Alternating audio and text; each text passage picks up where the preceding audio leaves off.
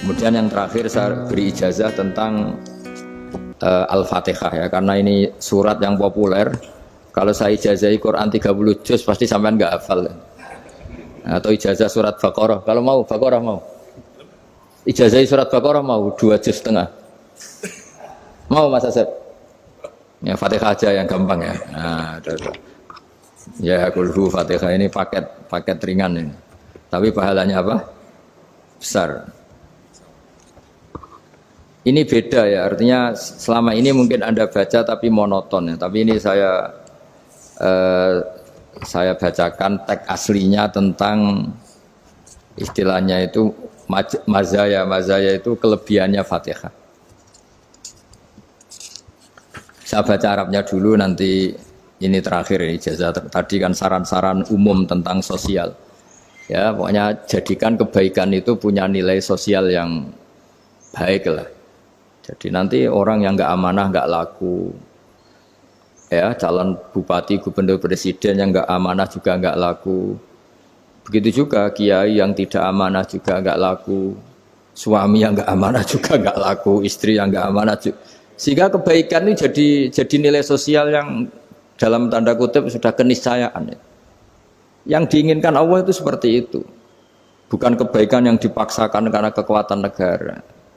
Maksudnya kalau bisa kebaikan itu tidak usah dipaksakan. Memang sudah satu kebutuhan. Kayak cerita-cerita di negara maju itu, bahkan apapun jatuh itu nggak ada yang ngambil apa itu. Makanya gambarannya Mekah Madinah kan gitu kan, barang jatuh nggak ada yang berani apa ngambil itu, saking sudah jadi sistem.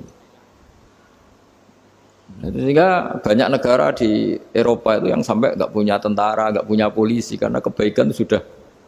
Nah kita kan masih capek, polisinya aja capek, apalagi masyarakatnya, karena ya kebaikan itu belum jadi nilai bersama. Nah kita selain ditopang negara, ada polisi, ada tentara, itu kita usahakan kebaikan itu jadi nilai bersama. Tadi wa'tamiru bainakum bima'ruf. Dan kita punya reputasi yang bagus dalam bab ini.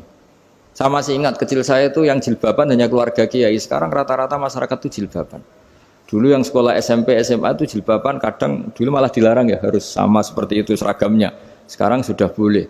Dan nyaman. Lama-lama yang dapat simpatik ya yang pakai pakaian model tertutup seperti itu. Lama-lama gamane cara wong golek mantu ya golek yang seperti itu daripada yang blodor. Lama-lama jadi nilai bersama. Ya ingin saya seperti itulah. Di terminal juga sama. Orang mau makan cari warung yang kelihatan ada ayat kursinya, pakai jilbab, atau paling enggak dia enggak mungkin lah nyuguhkan yang tiren atau yang haram. Akan ada garansi sosial, ada apa? Ada garansi apa? Sosial dengan penampilan yang soleh itu kan, masa iya nyuguhkan oplosan babi gitu misalnya itu. Jadi nilai sosial itu harus benar-benar jadi nilai. Sehingga negara biar enggak capek-capek itu. Polisi juga gak capek kan, karena tugasnya corong Jawa mau ngawat-ngawati tok, tapi sudah tidak perlu tegang karena kebaikan sudah jadi nilai bersama. Ya, ingat-ingat ya ayatnya tadi, wa'tamiru bainakum bima'ruf. Jadi kebaikan itu harus jadi nilai bersama. Iktimar itu menjadi urusan bersama. Makanya kalau kita rapat besar disebut apa? Muktamar. Muktamar itu urusan bersama. Ya tadi, imamnya sholat juga menopang Gojek karena enggak lama-lama nopang Grab, nopang Kernet, nopang penjaga Indomaret, penjaga bensin, pom bensin. Lah dia hanya punya waktu 5 menit terus imamnya baca Baqarah kan. Iya imamnya mursyid, mungkin dia tambah lama tambah dapat aplaus dari muhibbinnya, tapi makmumnya dia tambah lama tambah dapat penghormatan dari pecintanya, tapi kitanya wah khusyuk wali kan, dia dapat status naik lah, kita yang sudah tidak ikut jadi wali diganggu apa pekerjaannya. Kalau ada imam seperti itu sampai mufarokoh saja, niat ya Allah sampai sini saja saya makmum orang itu, silakan orang itu punya urusan sendiri dengan jenengan ya sudah, atau salib saja apa. Nah, itu boleh kalau dalam fikih namanya apa? Mufarokoh. Mufarokoh itu niat, tapi kamu jangan langsung selonong mufarokoh, niat dulu pamit sama Allah bahwa sekarang mau mufarokoh. Ya, tapi ya jadi sholat yang aneh kan, imamnya masih rukuk, kamu terus sujud, terus apa-apa selesai ya. Mungkin dalam pandangan itu orang lain ini maksudnya makmum gimana ini kok begini. Tapi sudahlah Allah Maha tahu. Insya Allah dimaklumi. Ya saya baca tentang Fatihah ya, karena sampean pasti sering baca Fatihah. Supaya sekaligus jadi jimat lah gitu. Jadi kalau kamu sering di jalan-jalan yang mungkin sepi atau mungkin kan tidak semua teman Grab itu nasibnya bagus yang di Semarang Jogja. Mungkin yang di Kalimantan di Papua kan ada yang 10 kilo gak ketemu rumah, ya kan? Ya lihat di TV itu kan kasihan kan, sudah 10 kilo gak ketemu rumah, penumpangnya kewekar preman tuh kan, ini makan orang enggak kan? Kan ujiannya dua. Kalau penumpangnya cantik itu ya kecoba syahwat, kalau preman takut. Jadi orang itu selalu ujian itu. Sing sedengan itu kan jarang orang itu. Jadi kalau penumpangnya perempuan cantik ujiannya itu syahwat, kalau preman ujiannya ketakutan. Kalau orang yang lemah bawa uang ujiannya kamu ingin garong. Jadi hidup itu memang semuanya ujian. Liyabluwakum ayyukum ahsanu amala. Makanya saya sering ditanya oleh teman-teman, Gus, nah ujiannya kenal wong wedok elek piye sama? Kenal wong ayu ujiannya syahwat, kenal wong elek ujiannya ngenyek, itu sama-sama dosa. Syahwat ya dosa, ngenyek juga dosa. Wah elek keriting untune metu ya dosa ngomong gitu. Kadang-kadang orang berpikir enak kancanan wong elek gak dosa. Kata siapa kancanan wong elek itu ya dosa karena bawaannya ngenyek. Ngenyek itu menyepelekan itu.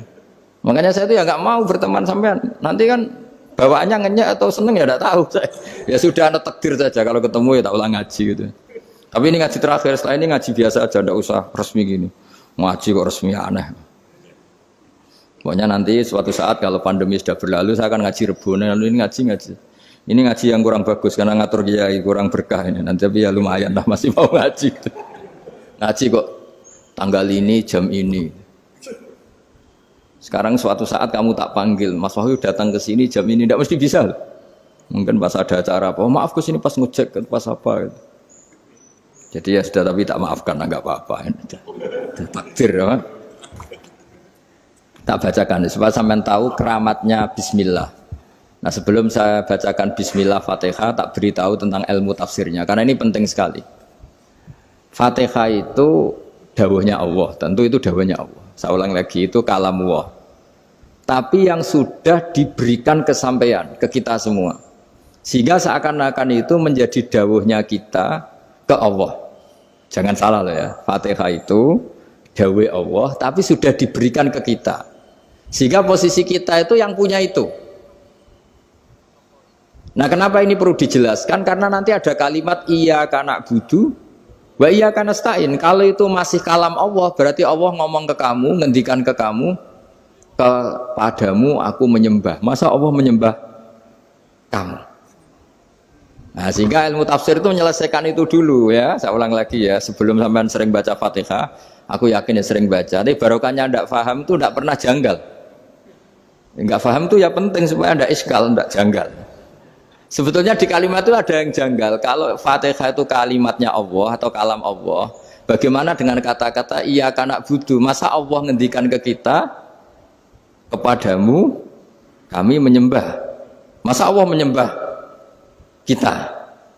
Maka penyelesaiannya secara ilmu tafsir gimana? Semua ulama mengatakan, bukan satu dua, semuanya mengatakan di Fatihah itu semuanya diberi kawalan kalimat. Saya ulang lagi ya, di Fatihah itu semuanya diberi awalan kalimat qulu, katakan wahai hambaku begini. Ya, katakan wahai hambaku begini. Nah, begini ini pelajaran dari Allah yang sudah diberikan ke kita. Terus kita mengatakan bismillahirrahmanirrahim, alhamdulillahirabbil, termasuk kita mengatakan iyyaka na'budu wa iyyaka nasta'in. Jangan bayangkan Allah ngendikan ke kita. Kalau Allah ngendikan kita berarti gini, hei Wahyu, ihdinas siratal mustaqim, tunjukkan saya jalan yang benar. Nah nanti kamu terus, ya Allah, Anda aja minta tolong saya minta tolong siapa kan? Jadi panjang kan? Ya, saya ulang lagi ya. Jadi itu di Ulumul Quran diterangkan gimana? Sebelum baca Fatihah, ya. Fatihah itu kalamullah, ngendikannya Allah, tapi yang sudah diajarkan ke kita dan sudah milik kita, sehingga kalimat itu menjadi milik kita. Tapi ya kalamullah, tetap kalamullah, tapi sudah menjadi milik kita. Sudah paham ya? Ya pinter nah. Ya, karena kalau tanpa penjelasan seperti ini Anda akan iskal. Bagaimana Allah iskal itu janggal, bagaimana Allah mengatakan iya anak butuh. Kan jadi aneh kan? Ya, jadi tak jelaskan secara ilmiah ya. Jadi kata ulama-ulama tafsir, ayat-ayat Quran seperti ini sebetulnya dimulai dari kulu apa? Meskipun nggak dilafatkan. Itu kan sama dengan qul huwallahu ahad Muhammad. Katakan kalau Tuhan itu satu. Ya namanya Quran itu kan kalam Allah membina nabinya, membina umatnya. Makanya dikatakan atau enggak, di sini tersembunyi kata qulu, katakan. Ya. Jadi ya ibarat apa itu? Kamu ngajari anak kamu lah. Le, panggil jenengan bapak kulo. Itu maksudnya anak itu kalimat itu kalimat kamu, tapi kamu ajarkan ke anak kamu. Terus anak kamu bilang, Pak jenengan bapak kulo. Nah, ketika kamu mengatakan jenengan, bukan kamu mengatakan jenengan anakku, berarti anakmu itu bapakmu, kan lucu kan? Anak kamu ajari jenengan bapak kulo. Kamu engkau bapak saya. Terus anak kamu mengulang jenengan atau kamu bapak saya. Berarti itu kalimat yang kamu ajarkan, tapi sekarang sudah milik anak kamu. Kalau itu kalimat kamu kan lucu, masa anak kamu bilang bapak. Nah itu seperti itu. Jadi ulama memberi solusi atau jawaban iya karena abudu. Iya itu sebelumnya ada kata-kata kulu, katakan wahai hambaku, hubungan kamu dengan saya adalah katakan iya karena abudu wa iya karena nasta'in. Terus hubungan kamu dengan saya katakan juga dalam doamu ihdinas siratal mustaqim. Jelas ya, jadi itu kalam Allah yang sudah milik kita karena diajarkan Allah untuk kita. Dong ya? Ya dong, gak jelas ya. Tapi bagus, gak jelas itu bagus. Kalau kamu jelas gak jadi digrab, jadi gubernur. Min azimi fadliha kasratu asma'iha fadail ukhra. Ini cerita dramatisnya surat Al-Fatihah. Qala Abu Hurairah radhiyallahu anhu inna iblisa ranna khina unsilat Al-Fatihah. Jadi iblis itu begitu kesakitan. Ini kitab Abu Abul Farad karangannya Sayyid Muhammad Alawi, juga kutipan dari beberapa kitab. Yang jelas beliau sendiri juga ngutip dari beberapa riwayat di beberapa hadis. Halaman 123. Ketika Fatihah turun itu iblis kesakitan. Kayak orang sakit gigi lah, tersiksa sisanya karena turunnya surat apa? Al-Fatihah. Artinya kalau Anda baca Fatihah dijiwai, maka Anda melemahkan setan, melemahkan iblis. Wa qala Mujahid, khina unzilat Fatihatul kitab ronna fastama indahu asyayatin. Jadi ketika Fatihah itu turun, iblis itu terkapar lah kira-kira. Sampai dijenguk banyak setan. Jadi kamarnya di ICU lah kira-kira gitu kalau sekarang itu. Entah Covid entah enggak tahu, pokoknya di ICU sampai dijenguk banyak setan. Enggak tahu bawa apa enggak tahu, pokoknya dijenguk banyak setan. Nah, nyangoni karena ini apa? Ketuanya apa? Pingsan, sakit. Jadi iblis itu sakit sampai dijenguk anak buahnya setan-setan. Ya, semoga kalian semua tidak kenal setan. Kalau kenal berarti teman, apa? Wa qalu misla dzalik. Wa qala lahum laisa mimma taquluna syai'un walakin unzilat suratun laisa ajru qailiha illa an harramahu alaihi nar jahannam.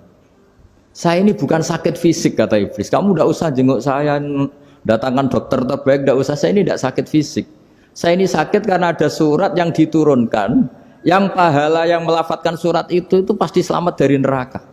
Padahal misi terbesar saya ini supaya manusia masuk neraka. Sekarang punya tamengnya. Wah pusing kan? Ya seperti orang lah goda sampean, ternyata sampean setia, itu kan pusing. Nah ternyata tidak setia, itu yang akhirnya ribet kan itu. Jadi iblis itu cita-cita terbesarnya kan semua orang itu masuk neraka. Nah sekarang turun satu surat yang gara-gara surat itu siapapun yang baca dijamin selamat dari neraka. Jadi walakin unzilat suratun laisa ajru qailiha illa an harramahu alaihi nar jahannam. Karena jadi dia shock lah, kalau orang di Jawa itu bilang shock. Aduh sial nasib saya ini umat nggak bisa saya goda lagi karena punya tamengnya tadi punya. Qad batala kaidukum wa makrukum. Rekayasa kalian sekarang itu tidak ada gunanya semua. Nah, ini alhamdulillah di Indonesia kelihatan kan banyak yang miskin, banyak yang susah. Tapi selagi mereka masih sholat, itu keinginan mencari halal itu masih tinggi. Kayak apa kita di tengah kota, jauh dari anak istri, jauh dari tetangga. Biasanya kalau orang jauh dari anak istri, tetangga kan sakar PDW. Tapi yang soleh masih banyak, sudah jauh dari keluarga tetap lurus. Loh, kalau yang dekat lurus kan wajar, konangan wong akeh kan. Ini sudah jauh masih lurus. Nah ini nggak lepas dari barokahnya surat apa? Surat Fatihah tadi. Jadi karena ada surat yang menjamin pelafalnya atau qailiha terbebas dari api neraka. Wa qalat as-sayatinu lahu is ayyusa'in ta'muruna ya maulana. Faqala lahum idhabu wajtahidu hatta tukhfilu qulubahum hatta la yaqulu hadhihi surah. Lalu kita gimana? Jari para setan gitu. Lalu kita gimana? Terus kata iblis, sudah bikin mereka lupa sehingga tidak baca lagi. Selagi masih baca kita pasti keok. Jadi kalau sampean sudah jarang baca Fatihah itu berarti sudah bagian dari kemenangan apa? Iblis. Jadi kalau sampean sudah jarang baca Fatihah itu berarti bagian dari kekalahan Anda, kemenangan iblis. Masih sering baca? Berapa kali? 5 kali sholat. Terus apa lagi? Kalau ngajarin anak-anak juga saya doa itu juga. Kok 5 kali tok itu? Berarti pas sholat fardu tok itu? Enggak 5 kali itu mendingan itu 17. Kamu itu ngitungnya jangan 5 ini. 5 waktu saja. 5 waktu itu berarti lumayan kan? Berapa? 17 ya? Ya. 17 ya? Ya. 17. Tapi kalau makmum tuh sering separuh kan? Apalagi makmum tarawih. Ya kan? Makmum tarawih itu bacanya Fatihah ada yang sempurna enggak ya? Ya enggak lah. Baru alhamdulillahirabbil alamin ruko ikut ruko gitu. Makmum kan yang tarawih lah Mas. Kalau tarawih jarang sempurna ya. Fatihahnya itu. Kan imam sudah ruko. Kamu bacanya Fatihah sampai mana? Baru setengah ya. Ya paling pas tarawih aja kan enggak sempurna ya. Apalagi kalau imamnya sing kilat tuh waduh malah. Nah ketika Fatihah itu sebegitu keramatnya, sebegitu topnya, itu setan rapat, singkat cerita itu yang tadi dipimpin oleh iblis yang sedang terkapar apa? Terus tali obatnya enggak ada, cuma dia shock karena ada surat yang turun yang melafatkan itu pasti selamat dari apa? Neraka. Nah ini gimana saran Anda? Terus sarannya adalah bikin orang-orang itu lupa, tidak baca Fatihah.